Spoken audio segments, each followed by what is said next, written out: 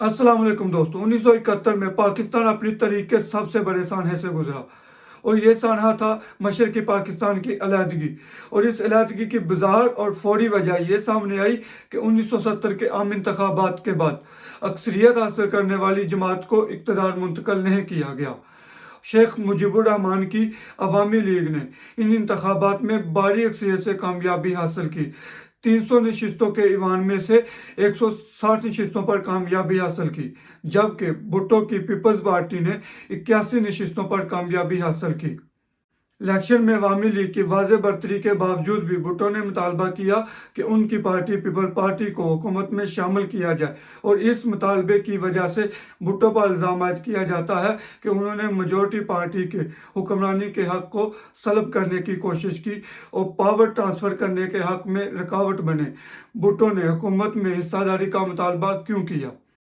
इस हवाले से आम तौर पर पाकिस्तान में इस तासुर को हवा देने की कोशिश की जाती है कि भुट्टो ने पावर शेयरिंग का मुतालबा इक़्तिदार के लालच के लिए किया, लेकिन ऐसा नहीं था।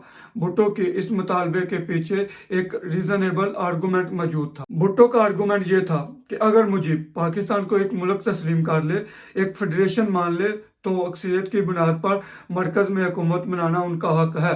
लेकिन अगर वो पाकिस्तान को दो हिस्सों की कन्फेडरेशन बनाना चाहते हैं तो इस कन्फेडरेशन की मरकज़ी हुकूमत में दोनों हिस्सों की मसावी नुमाइंदगी होना लाजमी है। अपनी किताब द ग्रेट ट्रेजेडी में भुट्टो लिखते हैं कि अवामी लीग हुकूमत साजी के लिए अपनी मेजॉरिटी पर सिर्फ इस सूरत में इन्हिसार कर सकती है कि अगर वो पाकिस्तान को एक मुल्क तस्वुर कर ले।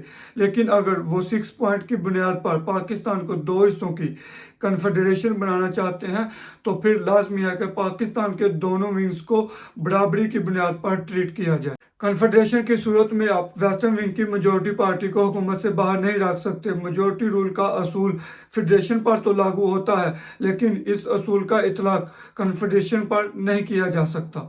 6 पॉइंट्स की बुनियाद पर आईनी बंदोबस्त की सूरत में लाजम है कि कन्फेडरेशन की दोनों विंग्स की मेजॉरिटी पार्टी सेंटर में पावर शेयर करें, या फिर दूसरी सूरत में शेख मुजीबुर रहमान 6 पॉइंट पर नजर सानी करें और पाकिस्तान को एक जॉइंट फेडरेशन तस्लीम करें, जिस सूरत में वो अपनी मेजॉरिटी की बुनियाद पर किसी को शामिल किए बगैर हुकूमत बना सकते हैं।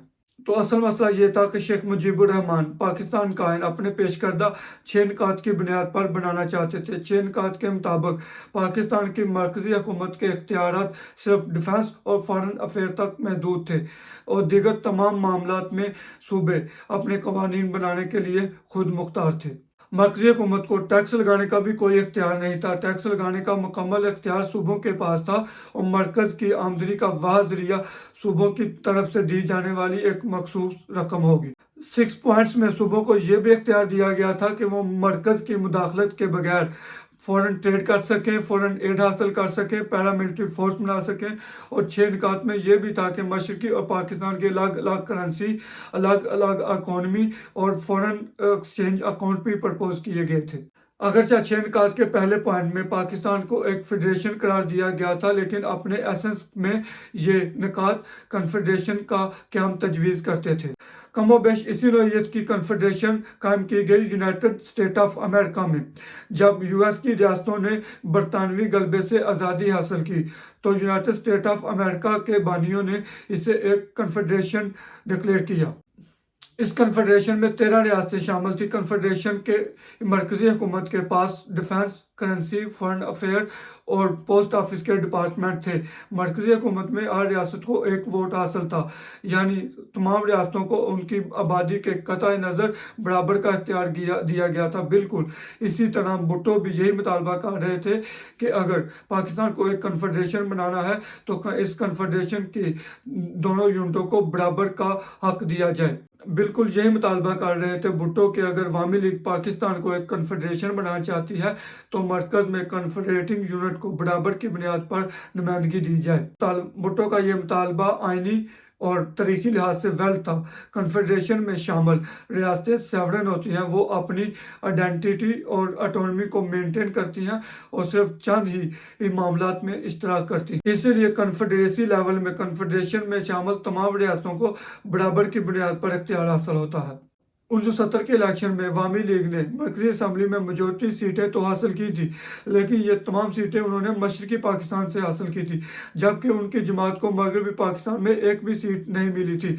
और शेख मुजीबुर रहमान पाकिस्तान को दो हिस्सों की, मशरकी और मगरबी हिस्से की कन्फेडरेशन बनाने जा रहे थे, तो इस सूरत में वो मगरबी हिस्से की नुमाइंदगी का हक नहीं रखते थे। भुट्टो की ये बात बिल्कुल जायज़ थी कि अगर अवामी लीग मेजॉरिटी की बुनियाद पर हुकूमत बनाना चाहती है, तो इस सूरत में ज़रूरी है कि वो पाकिस्तान को एक फेडरेशन तस्लीम करे, लेकिन कन्फेडरेशन की सूरत में मरकज़ में मशरकी और मगरबी दोनों हिस्सों की बराबर की नुमाइंदगी होगी।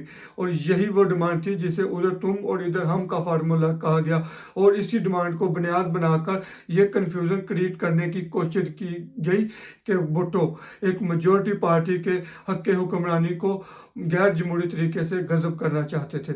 अगर आपको वीडियो इन्फॉर्मेटिव लगी हो, अच्छी लगी हो, तो वीडियो को लाइक, शेयर और सब्सक्राइब ज़रूर कीजिएगा। मिलते हैं अगली वीडियो में। अल्लाह हाफिज़।